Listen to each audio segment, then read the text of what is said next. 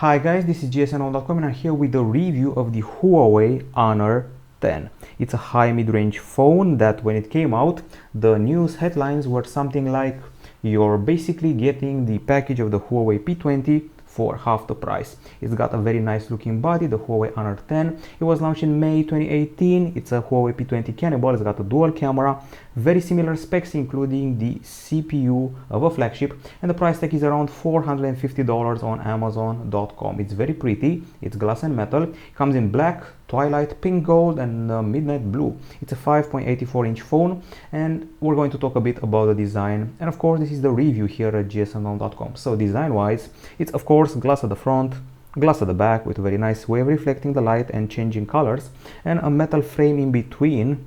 That's pretty well built. It's a solidly built phone, pretty compact and pretty narrow. It's very easy to use with a single hand with zero problems.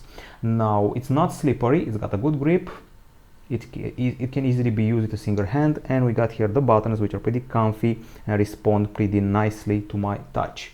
Now, the phone can get smudged easily at the front and the back. That's what I found with the fingerprints and grease and all that. Measures 7.7 millimeters in thickness and weighs 153 grams. While the Huawei P20 measures 7.7 millimeters in thickness and weighed 165 grams. So it's supposed to be the prettiest Huawei phone I've tested so far, and I can totally agree with that. Now, on the screen front, it's an IPS LCD with a 5.84-inch diagonal and a 2280 over 1080 pixel resolution with a 19:9 aspect, and of course the small notch here. It's got Gorilla Glass protection, and the video experience involves usually a pop-up play experience. So basically pop-up play means that you can minimize the window and play it on top of other things you're doing. We got those annoying big black bezels, some of them here, some of them here, but the colors were pretty spot on. The brightness is, I would say, modest, contrast poor in the sunlight, and the screen feels a bit too white.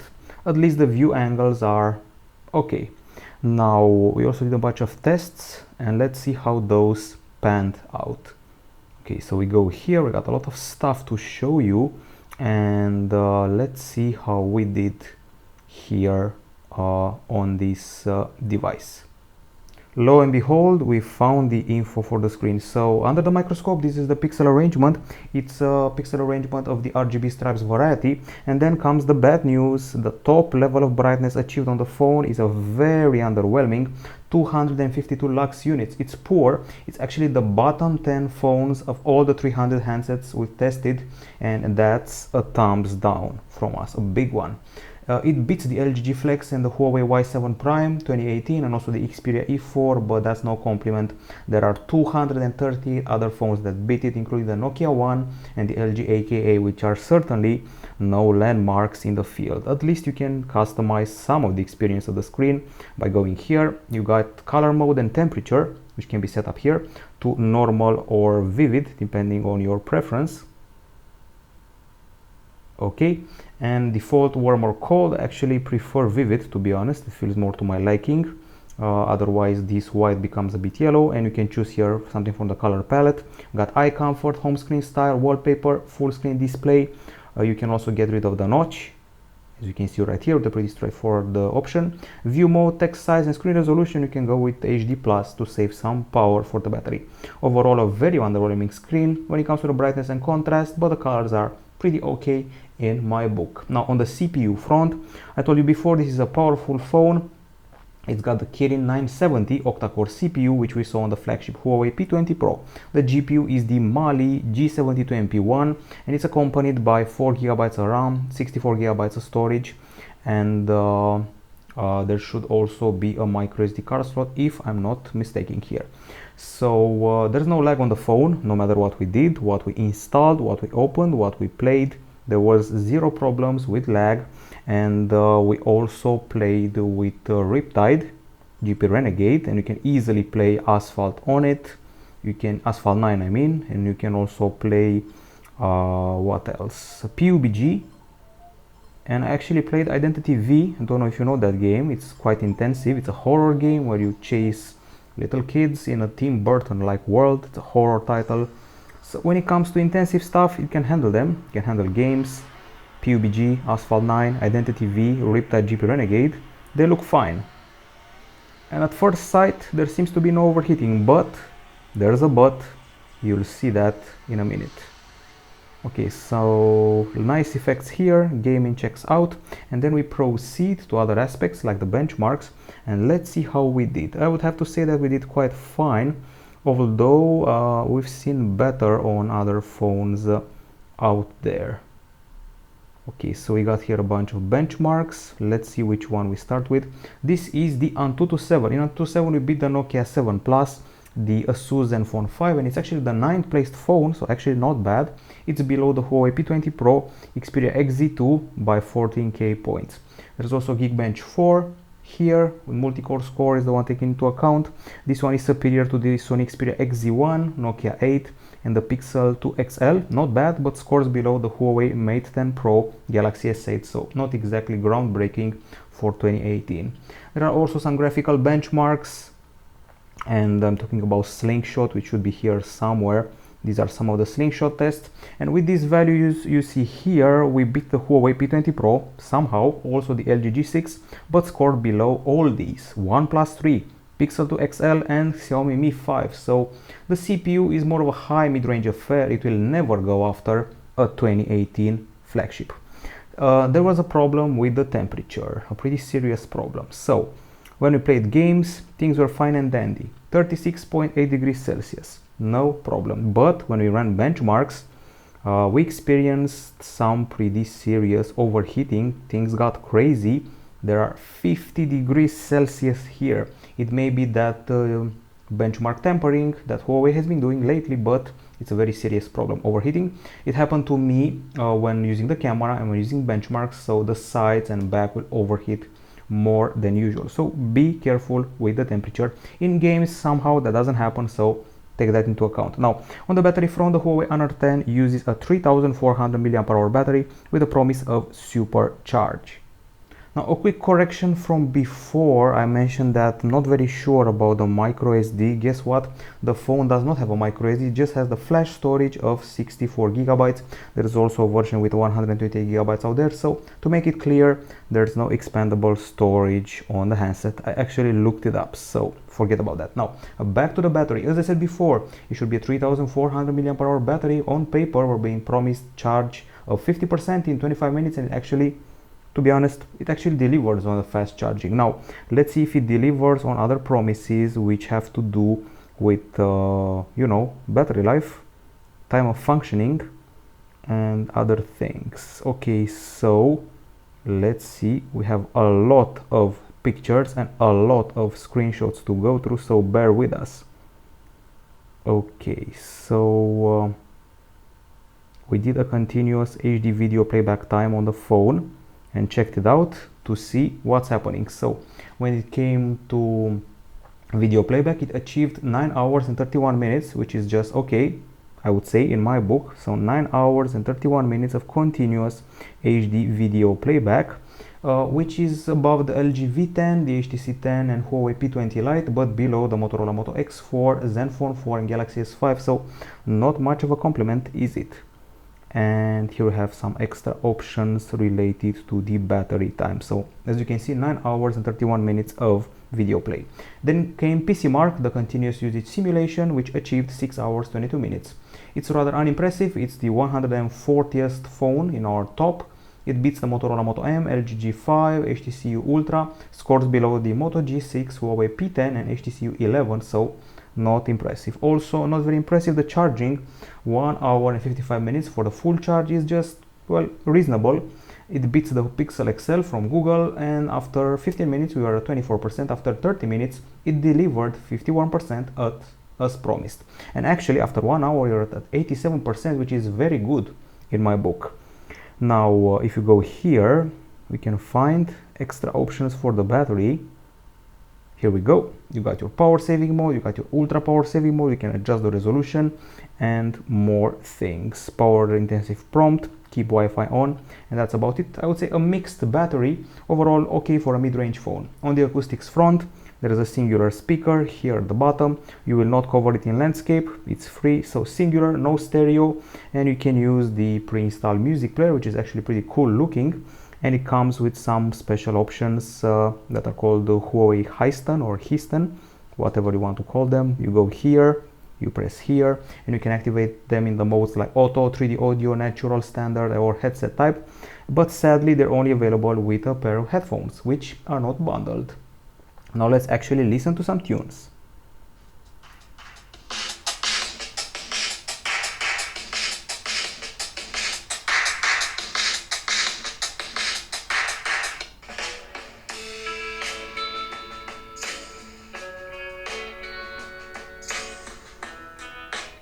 Conclusions, I would say that the volume is quite solid, the voice is warm, the bass is nice, there's no distortion, the back doesn't vibrate, and also too bad there's no stereo here, but overall a pretty pleasing experience.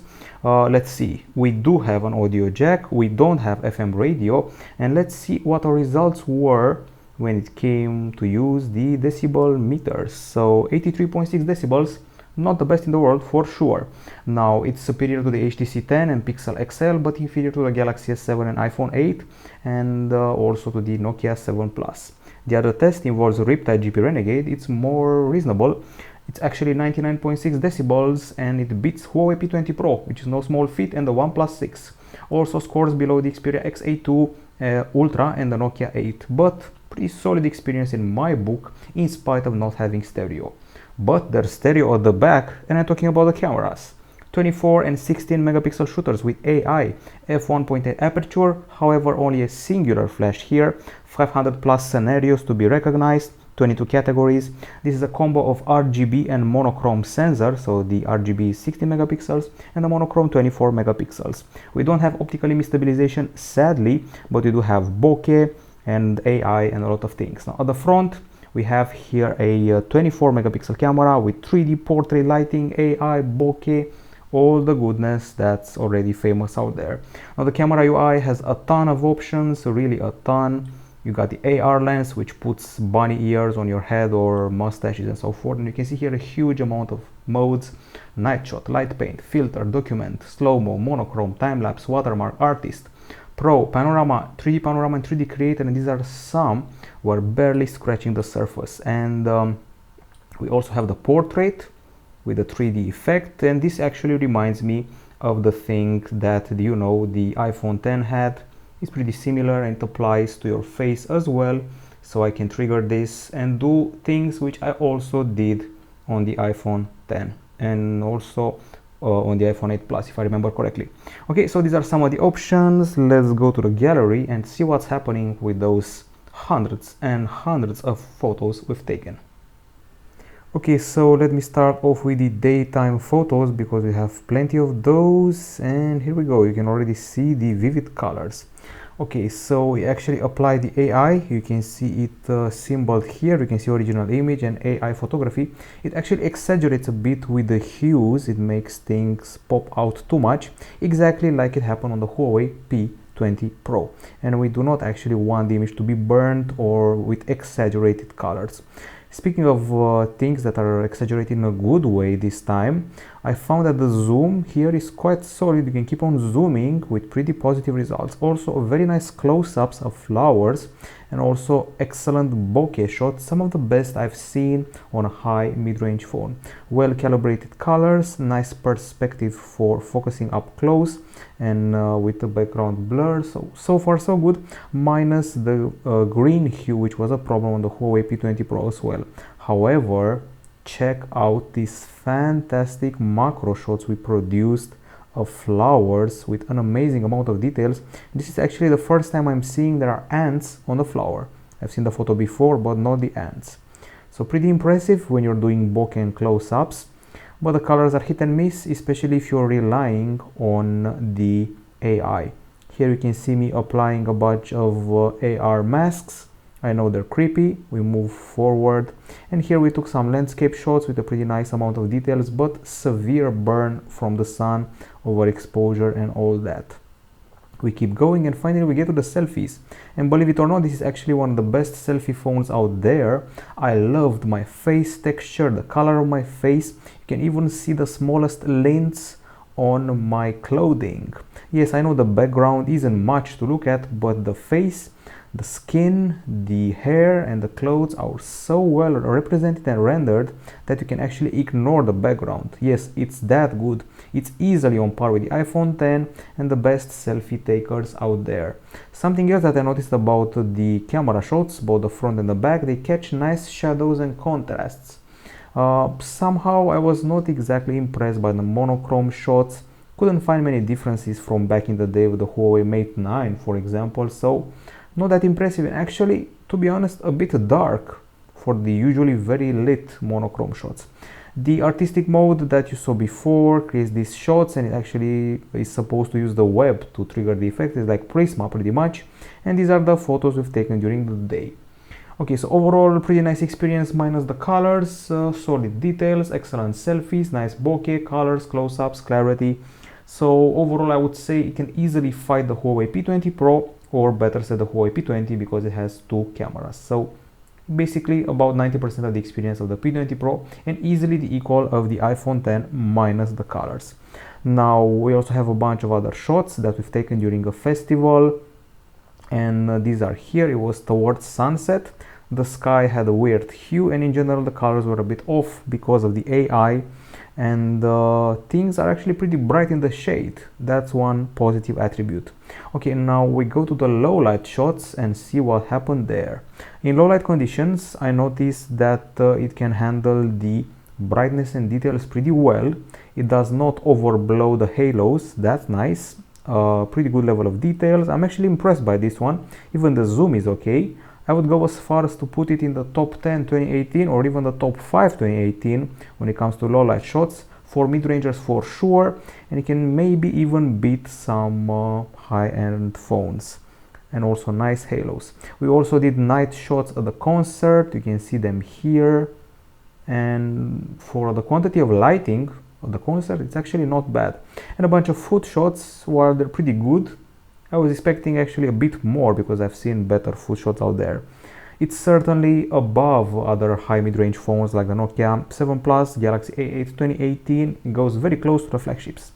So these were my findings in the photo area. Now let's see the video area. So what are we dealing with here? MP4, Full HD, 30 frames per second, and a mere 12 mega per second. That's the basic one. We can do 4K, and you should also be able to do 60 frames per second if I'm not mistaken. So let's see what we got. So first we got this capture here, and I have to mention a few problems for the videos we've taken. So there is a bit of refocusing that happens in every video. There is a bit of image overexposure because of the strong sun, and in general the colors were okay in spite of the fact that the sun made everything burn. The zoom was excellent. You just noticed a bunch of refocuses in this church video, and that's annoying for a phone that's, well, reasonably cheap, but still not the cheapest in the world. Another video here is the one of a cat leaking water out of the fountain. We did a zoom and the results were pretty solid. Okay, you saw the cat, that's cute. And here we have a lot of burn. This one, if I'm not mistaken, should be a 4K video. It's got perfect details, I would say pretty nice clarity, but once again the sunburn is on the strong side.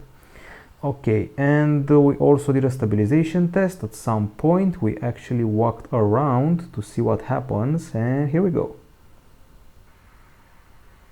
Stabilization not that good, lots of refocus, a bit underwhelming. So no optical and also not an efficient electronic one. Pleasant surprise came when we actually used the front camera to film. We're limited to HD, there's no love for Full HD here, and I would even go as far as to say that it felt a bit superior to the Huawei P20 Pro one. We also shot HD video, not Full HD, on the Huawei P20 Pro because we didn't know we could remove the beautify thing. And for HD, this is actually pretty good. It's just HD, folks, not Full HD. But overall, the quantity of refocusing and the problem with the colors make this just another mid-range phone when it comes to filming. It's below the Xperia X8 II and the Galaxy A8 2018, sadly.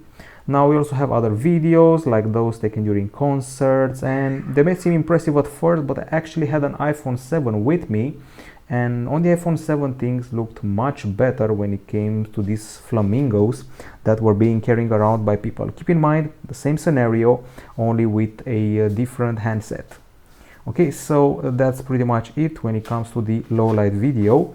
We also have some other ones taken in the usual setting, so let's go there. Here we go. Sadly, they're not very good.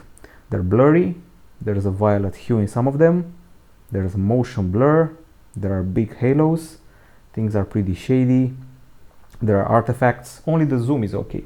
I forgot to mention that the microphone was pretty spot on during the concerts, and let's see, I mentioned some purple hues and motion blur here, so when it comes to these conditions it doesn't look good one bit, that's for sure. Okay, we're done with the camera. Let's talk about the web browser and connectivity. So for web browsing purposes, we obviously have Chrome, and let's see what we can do with it. You can access gsnon.com. Here we go. Loading time, well, I would say modest to underwhelming. That's the vibe I'm getting here. And the benchmarks also kind of confirm it with some mid-level results. Now if you want to do input, you're going to use Swift key with swipe, and now it's time to talk about the connectivity. Now as far as connectivity is concerned, we're dealing here with a dual SIM handset with 4G LTE and active noise cancelling. The interesting thing, it has infrared emitter here at the top, so you can control a TV set, set-top box, etc. Now at the bottom we find the audio jack and the USB Type-C port. We also have Wi-Fi, A, B, G, and AC. There's Bluetooth 4.2. There's also GPS and GLONASS, NFC, and the speed dial. And here you can see a bunch of connectivity options and settings, dual SIM settings, mobile data, and so forth. Let's see what else. Bluetooth, NFC pairing, mirror share, and the calls were pretty loud and clear in my book. And then we did a speed test, and let's see how that one panned out. Okay, so let's exit this thingy here and try and find the speed test in this huge amount of screenshots and pics. Okay, so these are some of the tests we've taken. I have to say that when it came to the Wi-Fi, we achieved 225 megabits in download speed, which is actually pretty good, 24.9 in upload speed, and on 4G, let's see how much we got. Okay, so loads of options here, but I can tell you from the memory that's on 4G it's 84 megabits in download and 24.9 megabits in upload. Rest assured you will see them in the full text review that's upcoming, and I would say that the results are pretty good for a mid-range phone, actually good for a flagship as well. Here we go, finally. You can see here all the results. So 4G LTE, 84 megabits downloads and 64.3 megabits upload, so quite fine for a mid-range and high mid-range phone, even for a flagship. On the software front, we're running Android 8.1 Oreo, of course, with Emotion UI 8.1 on top. It's basically the typical Huawei interface, nothing out of the ordinary, nothing fancy. So Google Feed in the leftmost area, bunch of useful shortcuts on the lock screen, you can pull them up like that. If you want to do some multitasking, we get a typical carousel, but you also have split screen if need be. Split the screen in two, keep doing your thing on one part, do your thing on the other part, and that's the split screen multitasking. Well, other than that, we got a drop down section with notifications and quick settings, some of them quite useful. We got your eye comfort, screen recording, do not disturb, NFC, navigation dock, and so forth. And if you're keeping the home screen pressed, you got your wallpaper, widgets, transitions, and settings. These are the widgets, some of them stock, some of them typical for Huawei, and here are the transitions between screens. Okay, now it's time to go to the settings area, and here you can find useful stuff like do not disturb, wireless, battery, display, sound, security and privacy, smart assistance, there's one hand usage, there's control via gestures, flip, pick up, raise to ear, 3-finger screenshot, you got the knuckle gestures, you got smart screenshots, split screen gestures, the usual stuff you've seen on Huawei phones for the past 2 or maybe even 3 years. Now we also have security and privacy, so you can opt for fingerprint or face unlock. I have to tell you from the get-go, the fingerprint scanner has a huge time of setup. It's very long, it's very annoying, so I actually would advise you to stick with the face unlock because it's actually more satisfying, at least for me. Okay, we got a pin. Okay, allow, time for the setup. That was a pretty fast setup in my book, and you can do direct unlock or slide to unlock. I'm going to do direct unlock, and here we go. Okay, so you press this and guess what, already unlocked. So check this out, it doesn't see me, now it does, and it's already unlocked. That's pretty fast. The fingerprint scanner may unlock it fast, but the setup is tedious and long. Other options include, well, navigation dock, one-hand UI, voice control, and so forth, and there's also private space if you want to keep your data separate from the other members of the family, let's say. Now, as far as the pre-installed apps are concerned, there's a huge amount of them, actually 55. There's bloatware. The most useful app is Phone Manager with cleanup, mobile data, blocked battery, drop zone, and virus scan. And there's also stuff like app gallery, there's health, counting your steps and whatnot, syncing your calories and things like that, and setting up a goal of weight. There's files, there's a notepad, there's a high care, there are a bunch of tools here, including very useful weather and bloatware, basically Instagram, Booking, eBay, Netflix, and also a bunch of games. So too many apps installed, that's what I would say here. Okay, we're done with this, let's go to the verdict. So this is the Huawei Honor 10. So this is supposed to be the best phone from the Honor brand so far that we've tested, and the most powerful one. Now I have to say that on the Pro side, we're dealing with a phone that's certainly powerful enough for high mid-ranger. It's certainly sexy. It provides a pretty nice gaming experience. It's got a pretty solid set of acoustics thanks to the single speaker here. It's got a pretty snappy face unlock. Also not bad pictures, they can even hold a candle to the Huawei P20 Pro. Yes, I've said it. Some of the best selfies I've ever taken in my whole life. Pretty good bokeh as well, and I would say that the video playback is pretty decent when it comes to the battery life. Okay, so that's about it. Those are the pros. On the con side, the screen is a problem, low brightness, poor contrast, a bit of overheating that happens when you use the camera for too long, and also when you do benchmarks. I have to say that the continuous battery life, not that impressive. The lack of stereo speakers feels a bit like a bummer if you ask me, and also not a solid waterproofing here. There's a bunch of bloatware, and there is no micro SD card slot. Long setup for the fingerprint scanner, actually huge setup.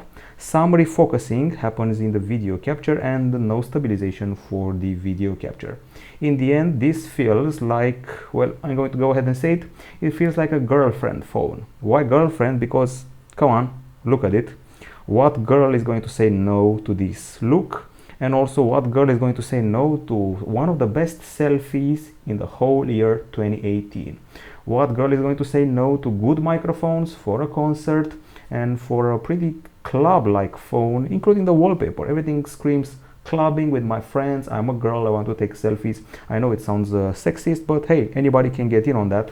It's a phone for everybody that feels fancy enough for this back and those detailed selfies. That's the vibe I'm getting. It's certainly not a gaming phone. It's certainly not an outdoors phone on account of the poor contrast. That's for sure. It can rival the Huawei P20? Well, yes it can, but the screen is a bit of a bummer. This is it from gsn.com. This has been the review of the Huawei Honor 10. Bye bye.